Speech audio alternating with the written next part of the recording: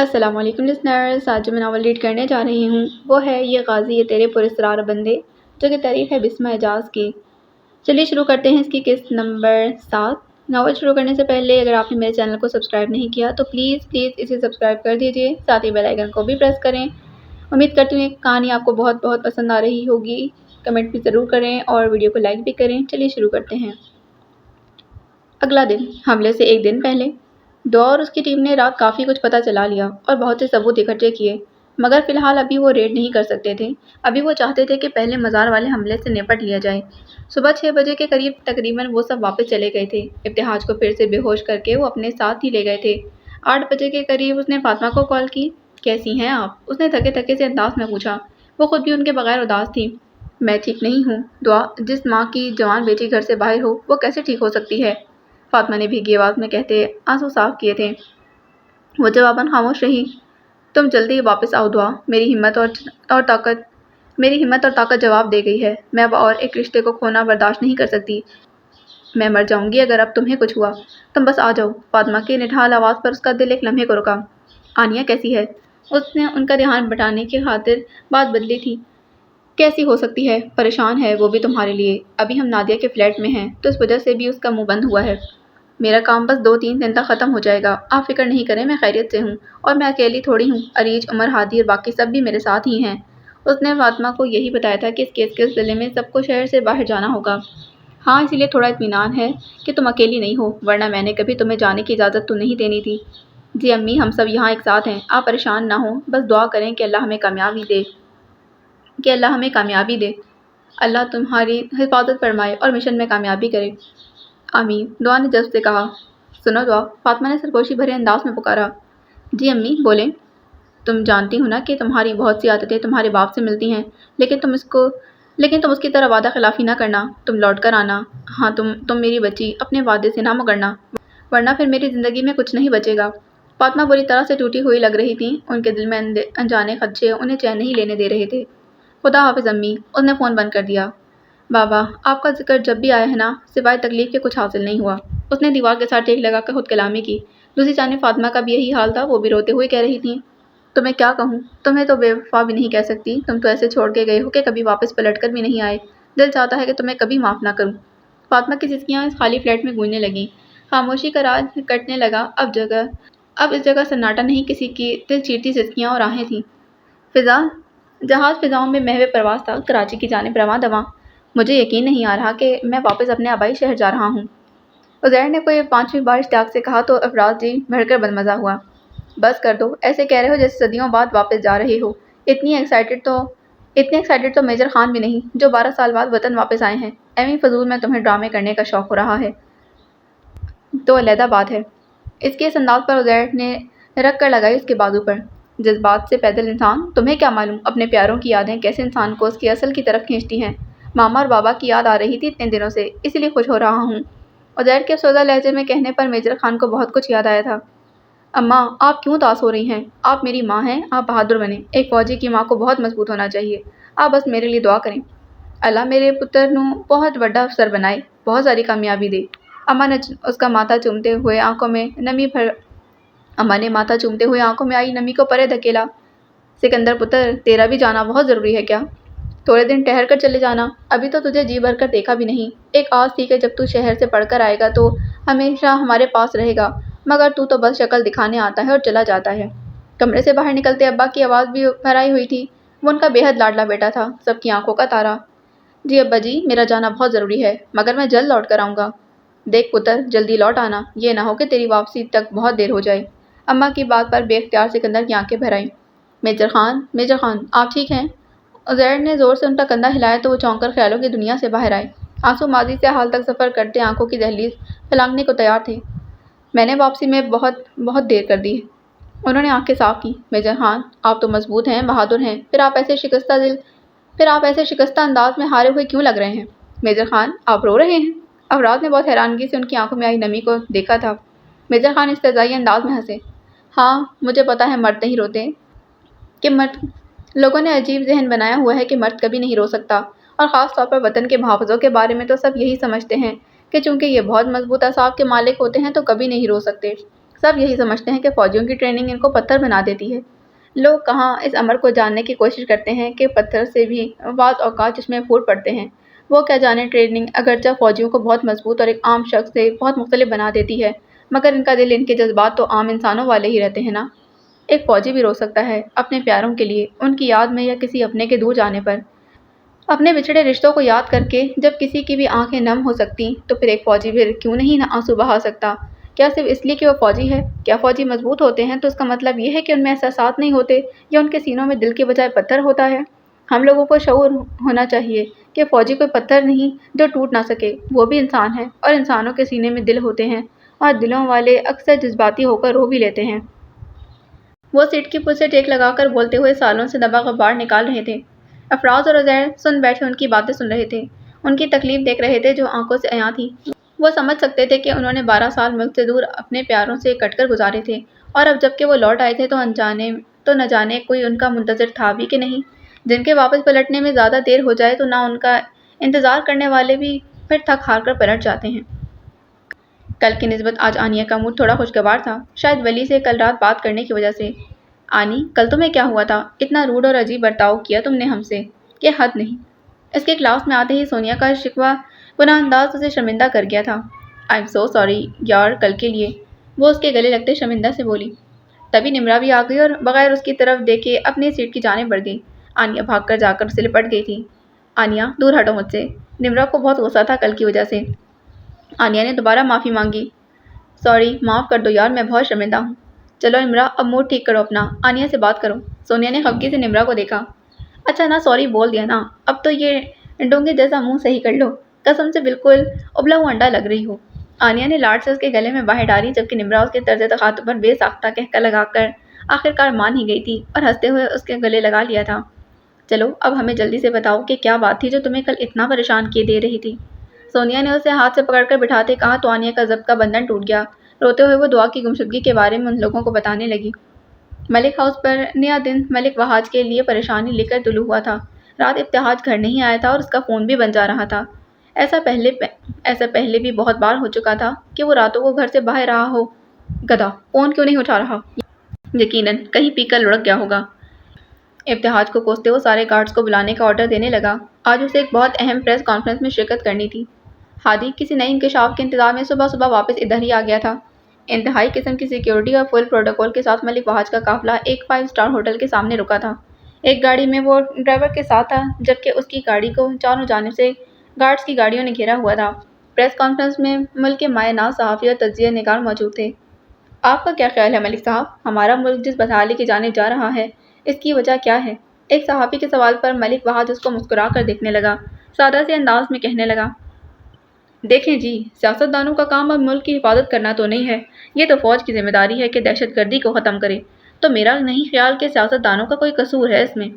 اس کے سفید جھوٹ کے پیچھے کھڑے ہادی کا دل چاہا کہ اپنے پاس موجود گن سے ساری کی ساری گولیاں اس کے سینے میں اتار دے۔ وہ شخص فوج کے بارے میں سراسر بکواس کر رہا تھا۔ صحافی اس کے جوابات نوٹ کرنے لگے جو اب اور پھیل کر مزید زہر اگل رہا تھا۔ آپ کہنا چاہتے ہیں کہ سراسر صرف فوج کا قصور ہے، لیکن حکمرانوں کی کوئی ذمہ داری نہیں کہ وہ لوگوں کو تحفظ فراہم کریں، ان کی سیکیورٹی کے حوالے سے کچھ عملی اقدام کریں۔ ایک اپوزیشن پارٹی کے حمایتی چینل کی طرف سے براہ راست ملک وہاج اور موجودہ حکومت پر طنز کیا گیا تو وہ پہلو بدل کر رہ گیا۔ وہاج کو تو بہت غصہ آیا مگر ضبط کر گیا اور ایک مصنوعی مسکراہٹ چہرے پر سجا لی۔ دیکھیں، آپ سب مجھے فوج کا دشمن نہ سمجھیں، میں تو بس آپ لوگوں کے سوالات کے عام سے جوابات دے رہا ہوں۔ ہر ایک کی اپنی رائے ہوتی ہے، آپ کسی کو اس کی رائے پر مورد الزام نہیں ٹھہرا سکتے۔ ہاں، میں مانتا ہوں کہ حکمرانوں کا بھی کچھ قصور ہے اور انہیں جلد ہی اپنی غلطیوں کو سدھار لینا چاہیے۔ ملک وہاج نے سیاست دان ہونے کا پورا ثبوت دیتے گول مول جواب دے کر خود کو بچا لیا۔ اس کی آج کی پریس کانفرنس کا مقصد لوگوں کے دلوں میں فوج کے لیے شک پیدا کرنا تھا تاکہ کل جب مزار پر حملہ ہو تو اسے فوج کی نااہلی سمجھا جائے۔ تقریباً 2 گھنٹے پریس کانفرنس جاری رہی تھی۔ اس کے بعد ملک وہاج اپنے گارڈز کے نرغے میں باہر کی جانب بڑھا جو سب لوگوں کو اسے دور ہٹا رہے تھے۔ سڑک پر گاڑی کے قریب جا کر وہاج اپنی گاڑی کی جانب بڑھ گیا جبکہ گارڈز آگے پیچھے کھڑی اپنی گاڑیوں کی جانب بڑھنے لگے جن میں ہادی بھی شامل تھا۔ تبھی ایک شخص نے ہادی کو اس کے اصل نام سے بھرے مجمع میں پکارا۔ موہر! اچانک ایک حیرت بھری آواز گونجی تھی جو اور تو کسی پر سر انداز ہوئی نہ ہو مگر گارڈ کی وردی میں ملبوس ہادی کو ساکت کر گئی تھی۔ یہ ایک جیل نما چھوٹا سا کمرہ تھا جو ایسی عمارت میں تھا جو دنیا والوں کی نظر سے اوچھل تھی۔ ابتہاج نے مندی مندی آنکھیں کھولی تو کچھ پل صرف اندھیرا ہی اندھیرا نظر آیا۔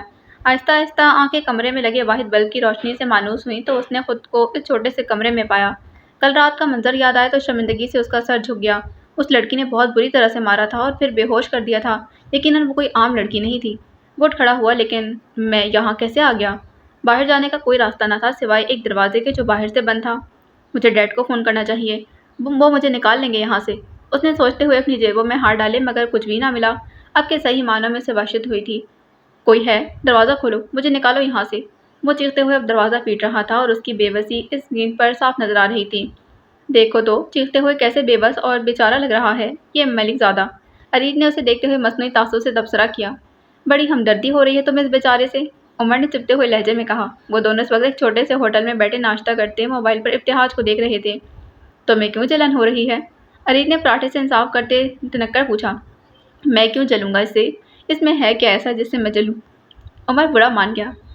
ایک بات تو ماننی پڑے گی تمہیں بھی کہ وہ تم سے زیادہ خوبصورت ہے۔ ارید جب جان بوجھ کر اسے تنگ کر رہی تھی۔ میرا خیال ہے ہم پہلے اپنا کام کر لیں پھر یہ فضول بکواس کر لیں گے، عمر نے سپاٹ لہجے میں کہا تو ارید نے بمشکل اپنی مسکراہٹ روکی۔ ہاں بالکل ٹھیک ہے، ہو ہی جائے آج تمہارا امتحان بھی انسپکٹر عمر۔ ارید کے معنی خیز انداز پر عمر نے آئیبرو جھکائے۔ نہیں نہیں، کوئی شک نہیں ہے، یقین ہے تم پر۔ آخری فقرہ دل میں ادا کرتے ارید نے مدافعتی انداز میں ہاتھ اٹھا دیے تھے۔ چلو شروع ہوتا ہے پھر عمر دی گریٹ کا ڈرامہ۔ عمر نے مسکراتے ہوئے جیب سے ابتہاج کا موبائل نکالا اور ملک وہاج کا نمبر ڈائل کیا۔ سر ولی کا لیکچر ہو رہا تھا۔ پڑھاتے ہوئے گاہے بگاہے وہ آنیہ کی طرف بھی ایک مسکراہٹ اچھال دیتا جس پر وہ بھی رسمی سا مسکرا دیتی۔ مسکراہٹوں کا یہ تبادلہ نمرا اور سونیا کی نظروں سے اوجھل نہ رہ سکا۔ میسنی یہ کیا چکر ہے؟ نمرا نے آنیہ کو کوہنی ماری۔ کیا؟ کون سا چکر؟ کیسا چکر؟ آنیہ صاف مکر گئی۔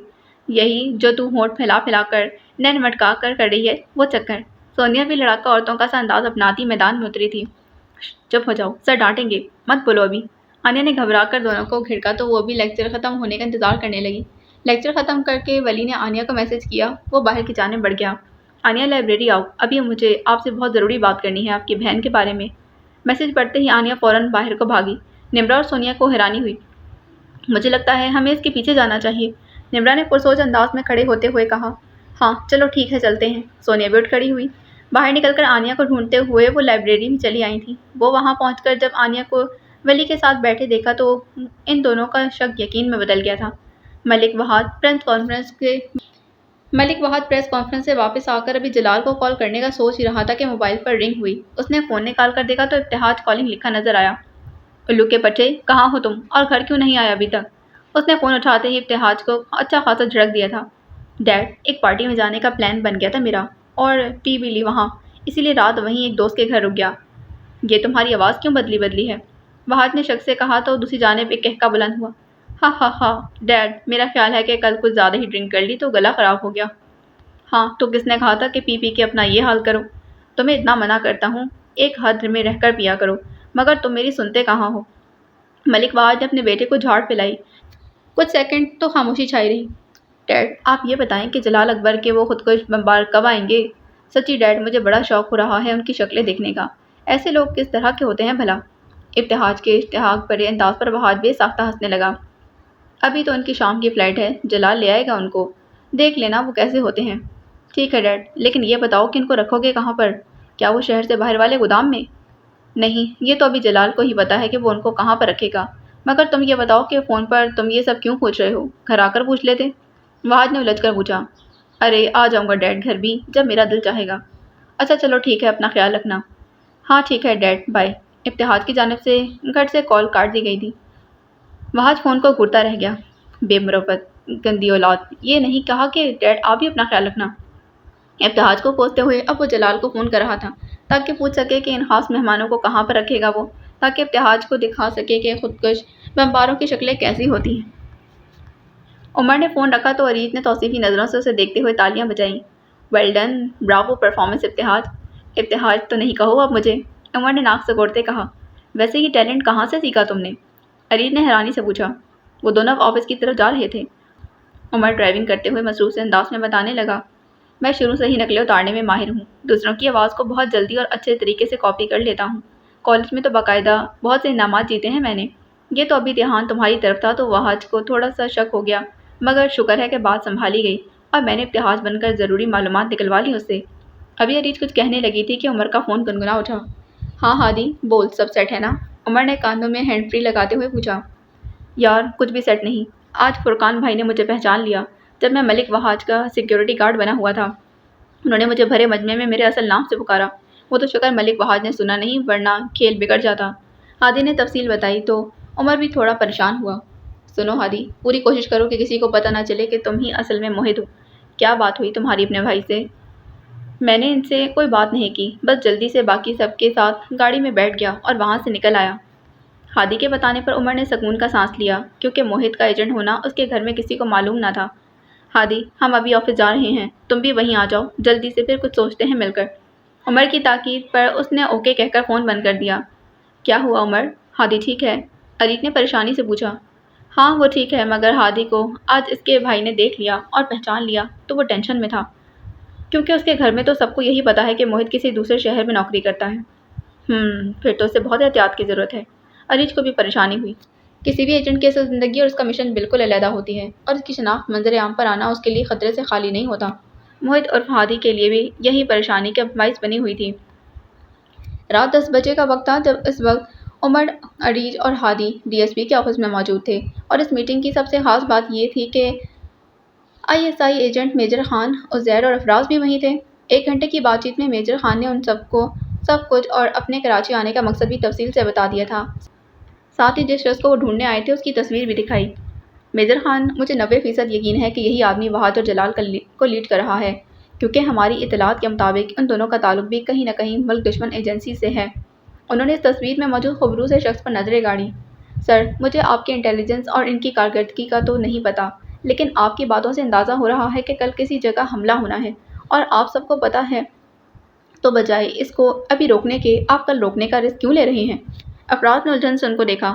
اسے واقعی سمجھ نہیں آ رہا تھا کہ پتہ ہونے کے باوجود یہ آئی بی والے کل کا رسک کیوں لے رہے ہیں۔ میں آپ کو شروع سے سب کچھ مختصر بتاتا ہوں تاکہ آپ کا مائنڈ کلیئر ہو جائے۔ ہمیں پی ایم کی طرف سے ایک سیاست دان ملک وہاج کی نگرانی کرنے کا کہا گیا، اس پر ہمیں کرپشن کا شک تھا۔ پھر ہادی کو ہم نے بطور سیکیورٹی گارڈ اس کے گھر میں پلانٹ کیا، وہیں پر جلال اکبر کا بھی آنا جانا تھا۔ اس جلال کی انفارمیشن ہم نے نکالی تو پتہ چلا کہ وہ شمالی وزیرستان سے فرار ایک دہشت گرد ہے۔ پھر عمر کو ہم نے شوکت بنا کر اس کے آستانے پر مامور کیا۔ جو سب سے اہم کام تھا وہ ہماری آفیسر ماہین نے کیا۔ اس نے کمال مہارت اور چالاکی سے جلال کے فون اور اس کے گھر سے اس کے ساتھیوں کے بارے میں کافی ڈیٹا اکٹھا کیا ہے۔ ہمارے آفیسر کی اطلاعات کے مطابق وہاج اور جلال نہ صرف اسلحے کا کاروبار کرتے ہیں بلکہ دہشت گردوں کی پناہ بھی دیتے ہیں، اور یہ سب وہ کسی کے آرڈر پر کر رہے ہیں۔ اب وہ مزار پر حملہ کرنے کا منصوبہ بنا رہے ہیں تاکہ سیکیورٹی فورسز اور فوج کو بدنام کیا جا سکے۔ وہ ذرا سانس لینے کو رکے اور پھر دوبارہ سلسلہ کلام جوڑا۔ لیکن ہم ان کو گرفتار نہیں کر سکتے کیونکہ ہمیں ان کے ٹھکانے کا علم نہیں۔ پھر ماہین نے اپنے نقلی اغوا کے ذریعے معلوم کر لیا۔ وہ کل رات ماہین اور اس کی ٹیم نے یہ بھی پتہ چلا لیا کہ زیر زمین انہوں نے ایک سرنگ بنائی ہوئی ہے جو شہر سے باہر ایک جنگل کے اندر جا کر ختم ہوتی ہے۔ نمبر 1، سب فرار اور اشتہاری مجرم وہیں پر ہیں، اور نمبر 2، وہاں گودام میں ایک لاٹ کمرے میں وہاج اور جلال جس کو اسلحہ فراہم کرتے ہیں اس کی ساری فائلز بھی ہمیں مل گئیں۔ اب ہمیں صرف ان خودکش حملہ آوروں کی شکلیں دیکھنی ہیں اور ان کو کہاں رکھا گیا ہے وہ بھی معلوم کرنا ہے۔ ماہین اسی کام میں مصروف ہے۔ ڈی ایس پی سر نے ساری تفصیل ان کو بتائی تو انہیں حیرت ہوئی کہ اس مشن کو ایک لڑکی لیڈ کر رہی ہے۔ اب آگے کیا کرنے کے ارادے ہیں آپ کے؟ عزیر نے سنجیدگی سے پوچھا۔ وہ ذرا سا مسکرائے۔ ہمارا آدھا کام تو آپ لوگوں نے حل کر دیا ہے، ہمیں ان کے لیڈر کا پتہ کرنا ہے۔ اب وہاج اور جلال کو ان کے ساتھیوں سمیت گرفتار کرنے کے بعد ہی ان سے تصدیق ہو سکے گی کہ یہی ان کا لیڈر ہے یا نہیں۔ اور جہاں تک ان خودکش بمباروں کا سوال ہے تو اگر ہم ان کو ابھی گرفتار کر لیں تو ہو سکتا ہے کہ وہ صبح تک کوئی اور پلان بنا کر کہیں اور حملہ کر دیں۔ ہم ان کو محتاط نہیں کر سکتے، اس لیے ہم رسک لے رہے ہیں۔ کل جب وہ مزار میں داخل ہو جائیں گے تو پھر ان کو گرفتار کریں گے۔ یہ تو بہت اچھا سوچا آپ نے، میجر خان نے سراہتے ہوئے کہا۔ یہ بھی اصل میں ماہین میڈم کا ہی پلان تھا، ہادی نے تفاخر سے مسکرا کر بتایا۔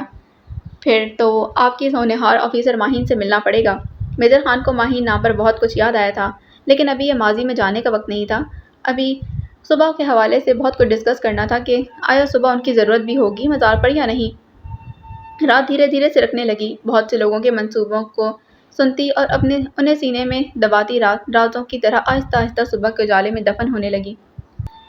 آج مزار کی رونق دیکھنے والی تھی۔ جگمگ جگمگ کرتی روشنی اور صحن میں لگائی گئی اسلامی جھنڈیاں آنکھوں کو بھلی معلوم ہو رہی تھی، اور چونکہ بہت بڑا تھا تو انتظامات بھی بہت بڑے پیمانے پر کیے گئے تھے۔ قبر کو نئی چادر اور بے شمار گلابوں سے سجایا گیا تھا۔ اگر بتیوں کی بھینی بھینی خوشبو ماحول کو معطر کر رہی تھی۔ 9 بجے تک قوال بھی آ گئے تھے اور اس کی ساری ذمہ داریاں اب رشید کے ذمہ تھیں۔ شوکت کے بارے میں نہ تو جلال کو پوچھنے کا خیال آیا اور نہ ہی رشید نے بتایا۔ آہستہ آہستہ لوگوں کی آمد و رفت شروع ہو گئی۔ رینجرز اور آرمی کا ایک دستہ گیٹ پر اور ایک دوسرا صحن میں تعینات تھا۔ وہ معمول کے انداز میں ادھر سے ادھر چکر لگاتے ہوئے بے فکری سے ٹہل رہے تھے، جیسے ہونے والے حملے سے بے خبر ہوں، مگر وہ سب جانتے تھے کہ کیا ہونے جا رہا ہے، جبکہ ان کے علاوہ بہت سے آرمی والے IB ایجنٹ بھی عام کپڑوں میں مریدوں کے روپ دھارے ہوئے موجود تھے۔ جلال صبح 8 بجے کے قریب وہیں پر حالات کا جائزہ لینے آیا تھا۔ آرمی اور رینجرز کو یوں بے فکری سے ٹہلتے دیکھ کر اس نے سکون کا سانس لیا۔ شکر ہے نے ذرا بھی بھنک نہیں حملے کی، ورنہ سیکیورٹی یقیناً بہت زیادہ ہوتی۔ یہ بس اپنی ڈیوٹی کر رہے ہیں۔ سب کچھ پلان اور معمول کے مطابق پا کر وہ اطمینان سے وہاں سے نکل آیا۔ اب وہ ایک اور منزل کی جانب رواں دوا تھا۔ کالج گراؤنڈ طلباء سے کچا کچ بھرا ہوا تھا۔ آج جمعہ تھا تو چھٹی بھی جلدی ہو گئی تھی اور اس وقت سب وہیں پر تھیں۔ کوئی جا رہا تھا، کسی کو لینے آ رہے تھے، کسی کو بھی کچھ دیر لینے آنا تھا۔ عجیب رش برپا تھا۔ آنیہ، نمرا اور سونیا اگرچہ علیحدہ علیحدہ آتی تھیں مگر جاتی وہ تینوں ایک ساتھ تھیں۔ ابھی ان کے جانے کا کوئی موڈ نہیں تھا، اس لیے وہ شور ہنگامے سے ذرا دور ایک بینچ پر بیٹھی بحث میں مشغول تھیں۔ کل جب انہوں نے آنیہ کو سر ولی کے ساتھ لائبریری میں بیٹھے دیکھا تھا تو آنیہ نے انہیں بتا دیا کہ وہ کیا بات کر رہی تھی۔ ابھی بھی ان کی گفتگو کا موضوع ولی ہی تھا۔ جو بھی ہے آنیہ، تمہیں رات کے وقت سر ولی سے بات نہیں کرنی چاہیے تھی۔ سونیا نے اسے گھڑکا تو وہ اسے برا محسوس ہوا۔ تو میں کون سا ان سے عاشقی معشوقی کی باتیں کر رہی تھی، کام کی تو باتیں کی میں نے۔ آنیہ کے ناراضی کہنے پر نمرا اسے سمجھاتے ہوئے بولی، آنیہ، کسی بھی نامحرم سے رات کے پردوں میں کی جانے والی بات چاہے کام کی ہو یا نہ ہو، لڑکی کے لیے ہمیشہ رسوائی کا باعث بنتی ہے، اور یہ بھی عورت پر منحصر ہوتا ہے کہ وہ اگلے کو کتنی سپیس دیتی ہے۔ کوئی بھی اس کی اجازت کے بغیر اسے فضول تو کیا کام کی بات بھی نہیں کر سکتا، وہ بھی رات کے وقت 12 بجے تو بالکل نہیں۔ ایکچولی پتہ کیا، ہم اصل میں کسی سے بے وجہ بات کرنے کے لیے کام کی بات کرنے کا بہانہ ڈھونڈتے ہیں، اور یہی کام کی بات سے ہوتے ہوئے پھر اور بہت سی باتیں ہونے لگ جاتی ہیں جن کا پھر نہ چاہتے ہوئے بھی مروت میں جواب دینا پڑتا ہے۔ ابلیس اسی کام کی تو ترغیب دیتے ہوئے راتوں کو نامحرم سے بات کرنے پر اکساتا ہے، اور پھر وہ دیوار جو عورت نے اپنے گرد کھڑی کی ہوتی ہے وہ بھربھری ریت کی مانند ڈھہ جاتی ہے۔ تم مجھ پر شک کر رہی ہو؟ آنیہ نے صدمے سے پوچھا۔ میں حقیقت بتا رہی ہوں، کیونکہ سر ولی کے لیے میں تمہاری پسندیدگی سے اچھی طرح واقف ہوں، اس لیے بہتر ہے کہ ٹیچر کو ٹیچر رہنے دو، میل ٹیچر سے کالج کی حد میں ہی بات کریں تو اچھا ہوتا ہے۔ نمرا کے چہرے پر بلا کی سنجیدگی تھی۔ اس کا لہجہ اور الفاظ سخت ضرور تھے مگر وہ چاہتی تھی کہ آنیہ ولی سے مزید بات نہ کرے، کسی بھی صورت نہ کرے۔ 10 بجے کے قریب جلال اپنے خفیہ ٹھکانے پہنچا جہاں خودکش حملہ آوروں کو رکھا گیا تھا۔ وہ 3 کم عمر اور شکل سے بیوقوف نظر آنے والے لڑکے تھے۔ عمریں یہی کوئی 18 سے 19 سال کے درمیان تھیں۔ جنت کے لالچ میں ان کے ہوش و حواس چھین رکھے تھے۔ وہ کمرے میں داخل ہوا تو تینوں لڑکے کھڑے ہو گئے تھے۔ جلال ایک نظر ان کی طرف دیکھ کر مسکرایا۔ تم تینوں اپنی منزل کے بہت قریب ہو، بس آج اگر تم لوگ کامیاب ہو گئے تو سیدھا جنت میں جاؤ گے۔ کیا آپ کو یقین ہے کہ ہمیں ان ہزاروں لوگوں کو بم دھماکے میں مار کر جنت مل جائے گی؟ احمد نامی لڑکے نے ایک بار پھر تسلی چاہی۔ جلال نے کسی خاک شکاری کی طرح مکاری سے جال پھینکتے ہوئے ان کے سروں پر ہاتھ پھیرا تھا۔ ہاں ہاں بیٹا، کیوں نہیں، مسلمان کافروں اور مشرکوں کے خلاف جہاد کرتے ہیں۔ ادھر اس مزار پر وہ جو ہزاروں لوگ اللہ کو چھوڑ کر اس مرے ہوئے پیر سے اپنی فریاد کرتے ہیں، تم لوگ ایسے لوگوں کو ختم کر کے دین ہی کی تو خدمت کرو گے۔ تبھی موبائل پر بیل ہوئی تو وہ کال اٹینڈ کرتا ہوا ان سے ذرا دور ہٹ گیا اور دھیمی آواز سے بات کرنے لگا۔ ہاں جی سر جی، آپ بالکل ٹینشن نہ لیں، سب کنٹرول ہے جی۔ کچھ دیر کے توقف کے بعد دوبارہ بولا، جی بس یہی کوئی جمعے کی نماز کے بعد دھماکہ کریں گے، تب لنگر کھلے گا تو رش بھی زیادہ ہوگا۔ پھر ذرا خاموش ہو کر دوسری طرف کی بات سننے لگا۔ ویسے تو آپ کو فکر مند ہونے اور وہاں پر آنے کی تو بالکل ضرورت نہیں، مگر خیر چلو جیسی آپ کی مرضی، ہم تو حکم کے غلام ہیں۔ واپس ان لڑکوں کی طرف آتے اس نے بات ختم کی۔ ٹھیک ہے، آپ سے رابطہ کرتا ہوں۔ پھر دوبارہ کچھ دیر بعد موبائل بند کر کے وہ ان کو اپنے ساتھ لایا ایک بیگ پکڑاتے بولا، تم لوگ یہ خودکش جیکٹ پہن کر اور بم باندھ کر تیار ہو جانا اور اپنی چادریں لپیٹ لینا تاکہ کچھ نظر نہ آئے۔ 1 بجے کے قریب میں تم لوگوں کو لینے آؤں گا۔ وہ نے ہدایت دیتا کمرے سے باہر نکل گیا۔ ابھی دوبارہ مزار پر جانا تھا تاکہ لوگوں کی تعداد کا اندازہ کر کے اوپر والوں کو رپورٹ کر سکے۔ وہ سب مزار میں مختلف جگہوں پر ڈیوٹی دے رہے تھے۔ عزیر اور فراز ایک ساتھ صحن میں تھے جبکہ میجر خان اور DSP سب کو لیڈ کر رہے تھے۔ عمر نے اپنا حلیہ یکسر بدل رکھا تھا اور عریش اندر قبر والے کمرے میں مریدوں کا روپ دھارے موجود تھی۔ ہادی باہر گیٹ پر تھا۔ اس کے دو اور ایجنٹس بھی تھے جو ایک جگہ بیٹھے بظاہر موبائل پر مصروف تھے، مگر کیمروں کے سارے مناظر کو فالو کیا جا رہا تھا۔ سب ٹہلتے ہوئے ارد گرد کو دیکھتے اور لوگوں پر نظر رکھنے میں مصروف تھے۔ جب سب کو ایک ساتھ پیغام ملا، آفیسر ماہین کا کہنا ہے کہ سب کچھ اس کے انڈر کنٹرول ہے، جلد ہی کچھ دیر میں ان خودکش حملہ آوروں کو پچھلے دروازے سے اندر لایا جائے گا۔ سب be careful everyone and be alert officers. سبھی اپنی اپنی جگہ محتاط ہو گئے۔ نامحسوس انداز میں پچھلے دروازے کے راستے سے نظریں جمائے وہ سب تیار تھے۔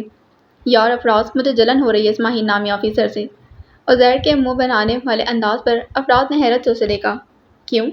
پتہ نہیں، لیکن کچھ فیلنگز تو آ رہی ہیں اس بارے میں کہ میں شیور ہوں یہ جیلسنگ فیکٹر ہے، کیونکہ اس کا غائبانہ تعارف بہت متاثر کن اور حیران کن ہے۔ یعنی واقعی کمال کی بات ہے کہ ایک لڑکی جاسوس بن کر خطرناک دہشت گردوں کو بیوقوف بنا رہی ہے اور پل پل ان کی حرکات پر نظر رکھے اس مشن کو لیڈ کر رہی ہے۔ افراز ہاں میں سر ہلاتے بولا، ہاں یار یہ تو ہے، وہ لڑکی واقعی سب لڑکیوں کے لیے مثال ہے۔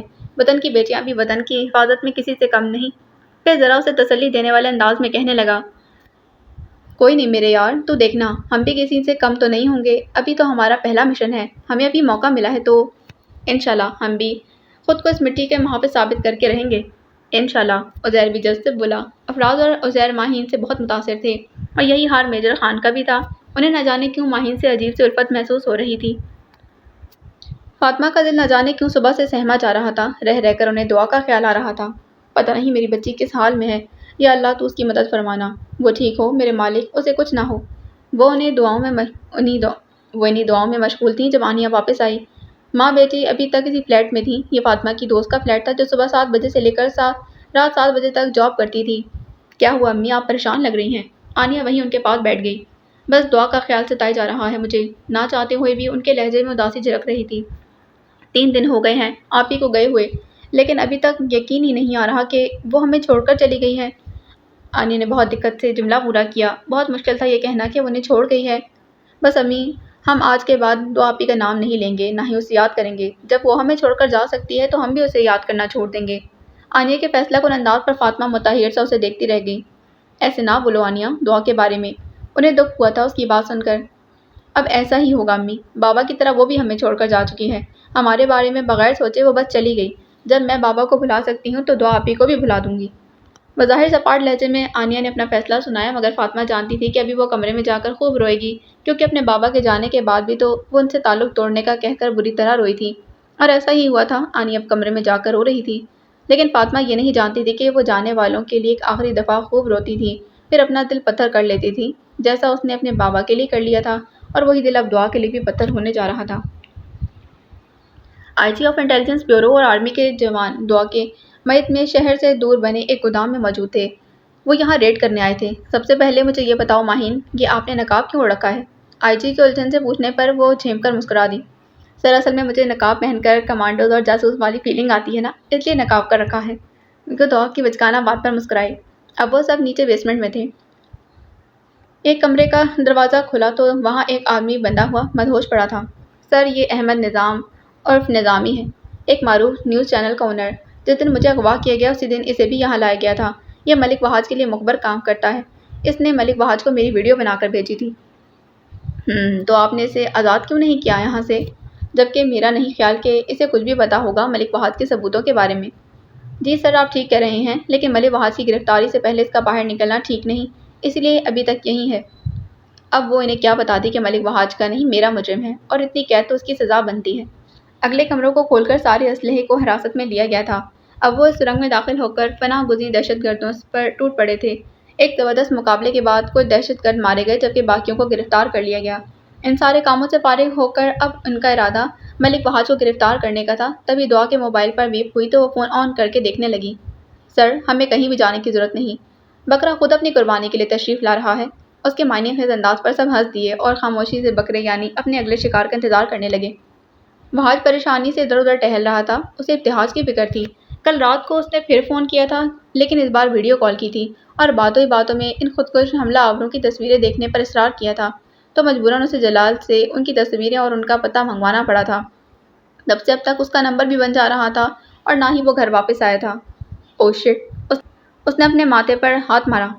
यह ख्याल मुझे क्यों नहीं आया؟ वो उस दिन उस साहबी लड़की के पास जाने की बात कर रहा था। यकीनन वो वहीं पर होगा। कहीं वही लड़की तो उससे ये मालूमात नहीं निकलवा रही, वरना इब्तिहाज को अपने बाप के कामों से क्या? इस ख्याल ने उसको परेशान कर दिया। उसने इब्तिहाज को गालियां देना शुरू कर दी। मेरी गंदी औलाद नशे में चूर होकर इस लड़की के हाथों कठपुतली बन गई होगी। वो गुस्से से गाड़ी निकालकर अब वहीं पर जा रहा था जहाँ दुआ को कैद रखा था। वहां पहुंचते ही उसको हैरत का झटका लगा, क्योंकि जिस कमरे में दुआ को रखा गया था वो खाली था।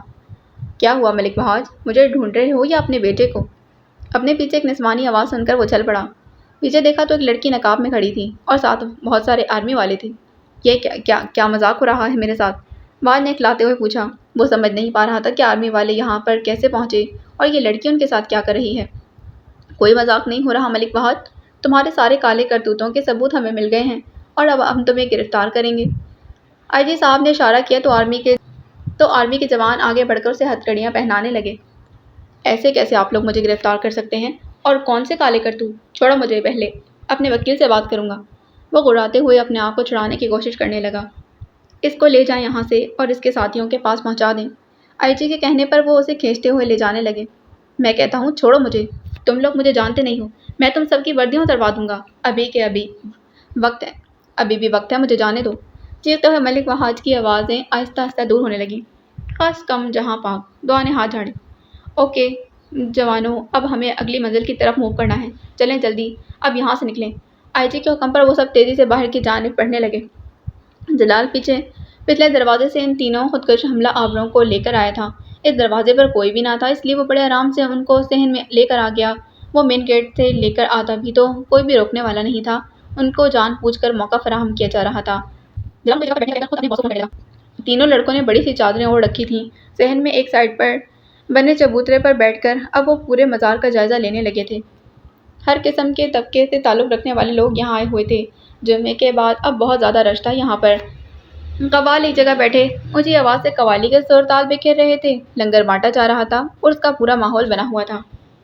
हमें समझाया गया था कि ये लोग खुदा के बजाय इन मुर्दा पीरों से मांगते हैं, यानी शिर्क करते हैं, तो उनकी सज़ा सिर्फ मौत होनी चाहिए। अहमद ने आहिस्ता से सरगोशी की, जो बाकी दोनों को बामुश्किल सुनाई दी थी। लेकिन याद है उसने क्या कहा था कि जज़ा सज़ा हमारे हाथ में नहीं। दूसरे लड़के अब्दुल्ला ने भी जवाबी सरगोशी की तो उसे बाकी दो देखने लग गए थे। अब फिर मोमिन के सवाल पर अहमद ने कंधे उचकाए। वही होगा जो उसने हमें समझाया। हमारे पास वैसे भी कोई और ऑप्शन नहीं। उसकी बात मानने में ही दुनिया और आखिरत का बचाव है, वरना हम अल्लाह को क्या मुँह दिखाएंगे।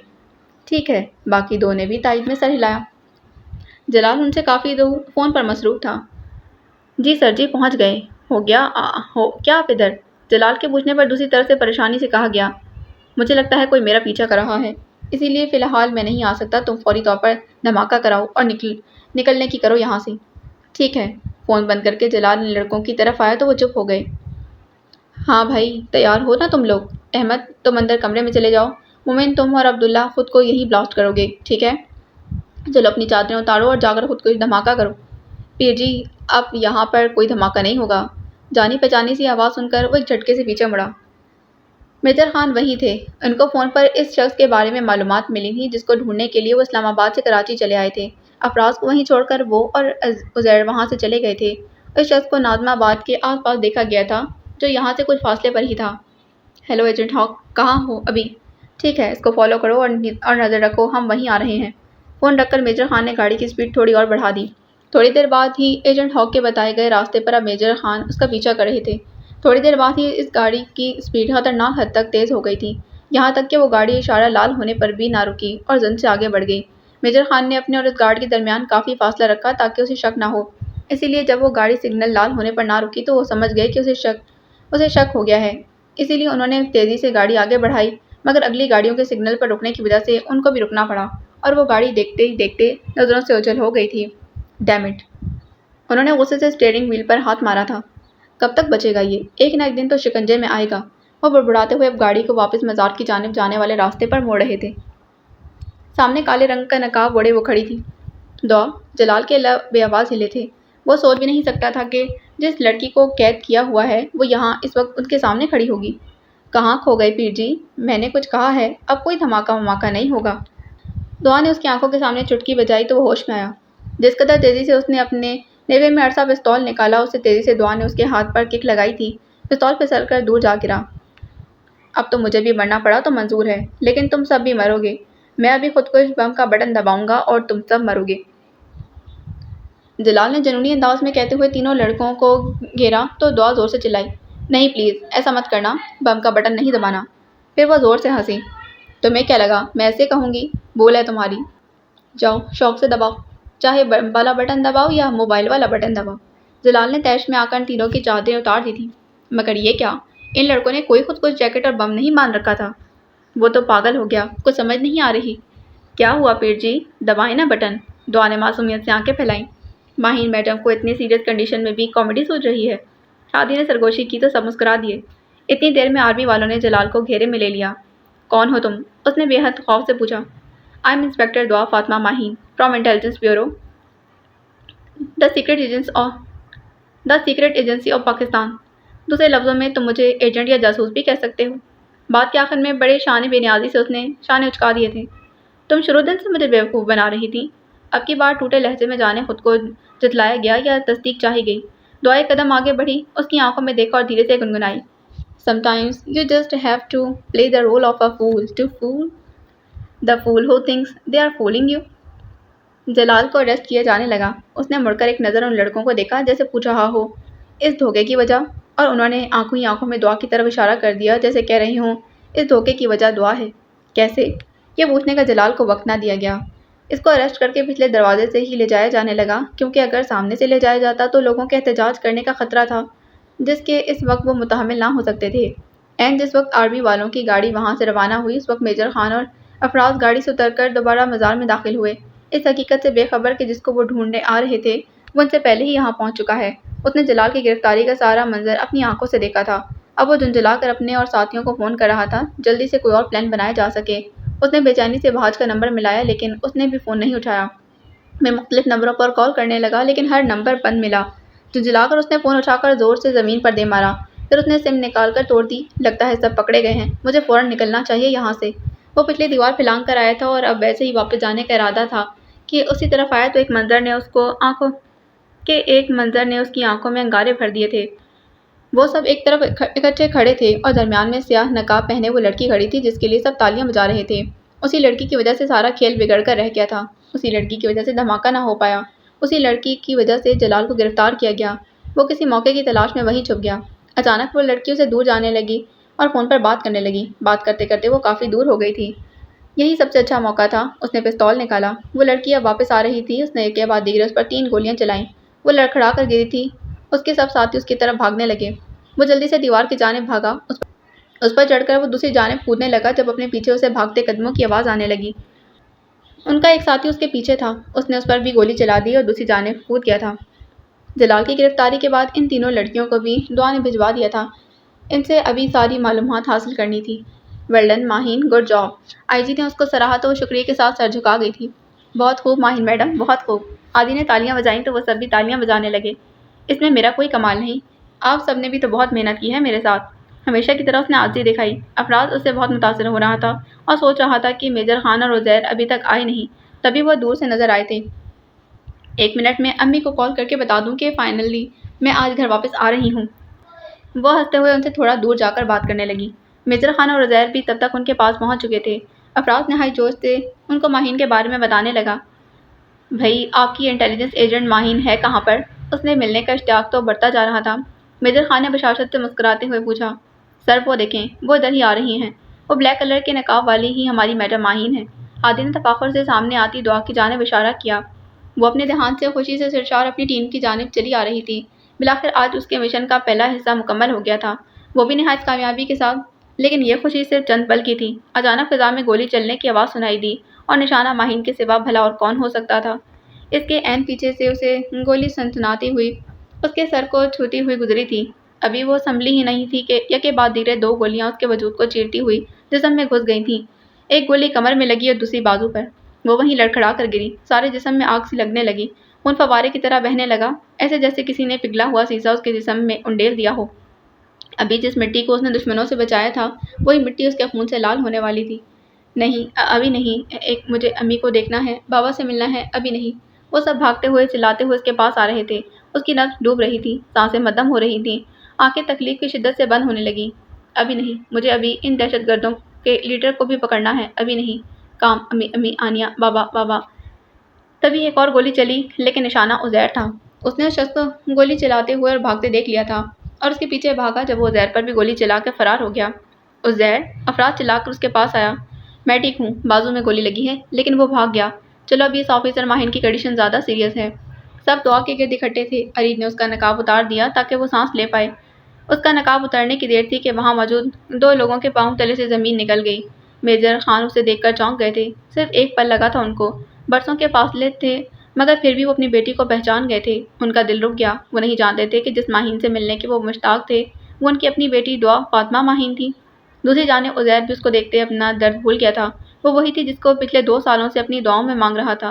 آج وہ ملی تھی تو کس حال میں، خون میں لت پت، وہ آخری سانسوں پہ تھی۔ دعا میری بیٹی، دیکھو بابا آ گئے۔ دعا آنکھیں کھولو، ادھر دیکھو، بابا آ گئے ہیں واپس۔ دعا، اس نے ایک پل کو آنکھیں کھولنے کی کوشش کی۔ سامنے جانا پہچانا دھندلا سا چہرہ نظر آیا۔ بابا، وہ بڑبڑاتے ہوئے پھر سے آنکھیں موند گئی تھی۔ زندگی پاؤں نہ دھر جانب انجام ابھی، میرے ذمے ہیں ادھورے کام ابھی۔ باقی اگلی قسط میں۔